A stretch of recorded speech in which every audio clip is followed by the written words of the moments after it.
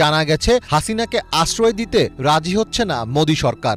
নয়াদিল্লির ধারণা, এতে বাংলাদেশের মানুষের মধ্যে ভারত বিরোধী হাওয়া আরও জোরে বইতে পারে। হাসিনাকে এই কথা এরই মধ্যে জানিয়ে দিয়েছেন খোদ প্রধানমন্ত্রী মোদির নিরাপত্তা উপদেষ্টা অজিত দোভালের সঙ্গে বৈঠকে বসে শেখ হাসিনা একবার মোদির সঙ্গে ফোনে কথাও বলতে চেয়েছিলেন, কিন্তু সেই আবেদন মঞ্জুর হয়নি।